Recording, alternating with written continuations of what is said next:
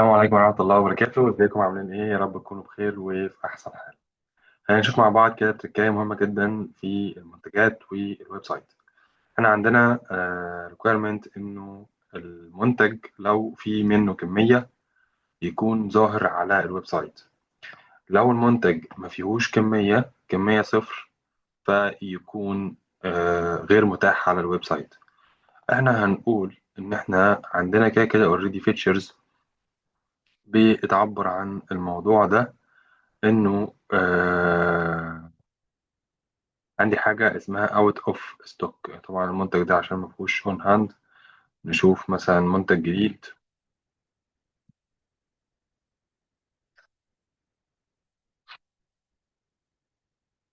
ده منه هنا اهو A70 دوت، إن انا سيل وين اوت اوف ستوك. تمام. طيب هنقول احنا فعلنا دوت. لو لغينا تفعيلها ان هو ما يبيعش المنتج وهو ما فيهوش اون هاند، دي فيتشرز اوريدي اوكي، ما فيهاش مشكله. طيب احنا اصلا مش عاوزين المنتج لما يكون فيه الهاند بتاعته صفر يكون مش متاح في الويب سايت، ولما يكون موجود فيه كمية يكون متاح في الويب سايت، تبقى دي فولس. طيب ده هنعمله ازاي؟ انا دلوقتي لو خليت الكمية هنا بدل ما هي زيرو، خليها مثلا الكمية 40، وعملت سيف ورجعت تاني كده، هلاقي المنتج بقى ايه available في الويب سايت، تمام، متاح. لو رجعت تاني وخليت ال 40 دي صفر وسيف ورجعت تاني، هلاقي اتشالت من الويب سايت واختفت من الويب سايت.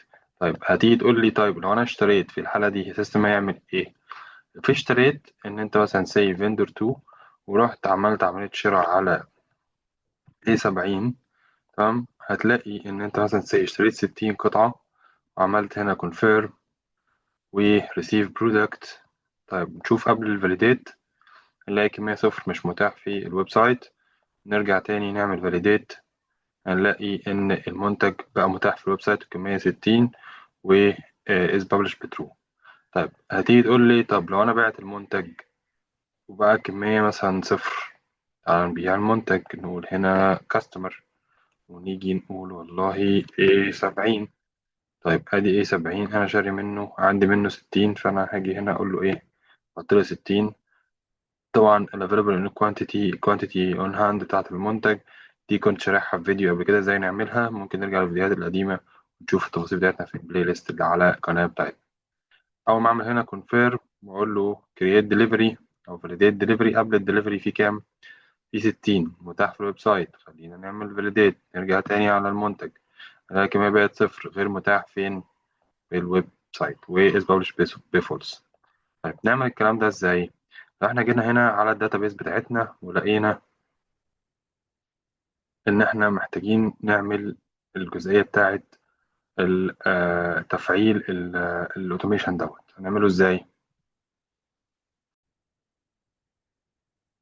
هنعمل ده إزاي؟ هنيجي هنا على الداتابيس بتاعتنا كده إيه فريش كده، نعمل فيها الأوتوميشن بتاعنا. نيجي على أوتوميشن نكون مفعلينه من الاستوديو، ونيجي نلاقي هنا عندنا كل الأوتوميشنز اللي كانت موجودة، ممكن نرجع ليها في الفيديوهات القديمة. last purchase price, previous purchase price, check phone, generate activities.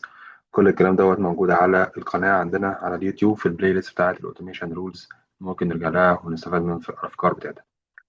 هنكمل الفكرة بتاعتنا ونقول نيو، نقول أوتو بابلش، ونيجي على موديل هنا اسمه كوانتس. طب نيجي هنا ليه على الموديول الكوانتس؟ لأن الكميات بتتحدث والاون هاند بيتحدث على الموديل دوت مش على موديل البرودكت. لو عملناها على موديل البرودكت بيعمل معانا مشكلة، ما بنقدرش ان هو يشوف الكمية اتحدثت امتى وما اتحدثتش امتى. نيجي على التريجر نقول له نعمل ايه create and edit، ونيجي بعد كده نعمل هنا add action، ونقول له والله مثلا هنا الاكشن اوتو، ونقول execute كود ونحط الكود دوت. طبعا نقدر نتواصل مع شات جي بي تي ونديله الفكرة اللي في دماغنا، وهو يدينا الاوتوميشن المناسب لينا أو الكود المناسب لينا، بحيث إنه يعمل لنا الأفكار بتاعتنا. طبعا بعد مدة من الوقت بتوصل معاه للحل النهائي، أو توضح له الفكرة بشكل كويس، أو تديله الفيلدات أو المودلز اللي أنت شغال عليها بشكل صحيح. بعد كده بنعمل سيف ونروح على الاوتوميشن بتاعت موجودة معانا هنا. وبعد كده نروح على المنتجات، نعمل منتج جديد ونقول برودكت 90 مثلا.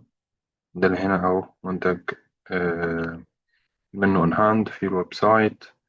لازم متأكدين إن الإي كوميرس نازل على الداتابيز عشان ما يعملش ايرور. وعندنا هنا الببلش بفولس، نيجي نزود الكمية في الستوك كوانت. هو ده الستوك كوانت، هو ده ستوك كوانت. نيجي هنا نقول 50 ونعمل سيف، نرجع تاني نلاقي الويب سايت اتفعل وبقى ظاهر.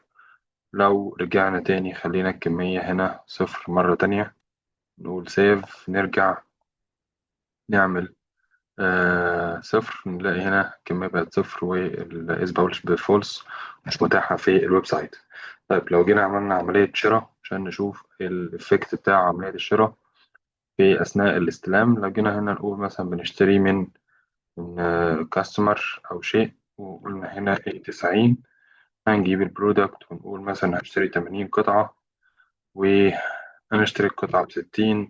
ده البريفيوس واللاست بارشيز برايس لنفس المنتج مع نفس المورد. لو أنا شاري التفاصيل دي وممكن نشوفها في الفيديو اللي قبل كده معانا، ونقول ريسيف، نقول له هنا الكمية كام. قبل ما نعمل فاليديت صفر، أول ما نقول له فاليديت الكمية هتبقى 80. رحنا على المنتج الكمية بقت 80، متاح في الإيه والويب سايت، نقدر نشوفه ببلش في الويب سايت. لو جينا هنا على الويب سايت، ادي الويب سايت، فتحنا الشوب، هنلاقي A90 عندنا موجود اهو. A90 published وكل حاجة نقدر نشتغل عليها. طيب لو انا جيت عملت عليه عملية بيع من الويب سايت، قلنا هات الشوب ونروح على الويب سايت ونيجي هنا على اد تشارت، فيو تشارت. احنا عندنا منه كمية قد ايه؟ عندنا منه هنا 80، هنبيع هنا 80. نقول باي ويز ديمو، نقول له باي، نلاقي الأوردر رقمه 7 والإيه بيمنت هاز بين بروسيس. نرجع تاني على المشتريات ونروح على سيلز ونروح على 7، أوردر 7. هنلاقي هنا الأوردر جاي معانا، ونيجي على الفاليديت الدليفري، الكمية عندنا كام؟ عن 80 متاح. نفلد على الأوردر، نرجع تاني على الكمية، هنلاقي صفر وغير متاح في الويب سايت. فدي كده كانت الفكرة بتاعتنا. ولو رجعنا على الويب سايت وشفنا المنتج موجود ولا لأ، هنلاقيه unpublished. هنلاقي ال A90 هنا unpublished أهو، والأوتوميشن اشتغلت معانا بشكل كويس.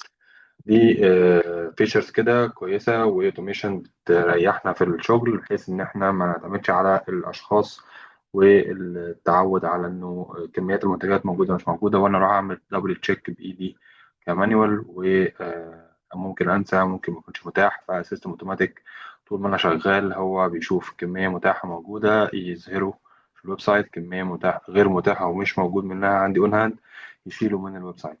شكرا لكم جدا، يا رب تكونوا استفدتوا. السلام عليكم ورحمة الله وبركاته.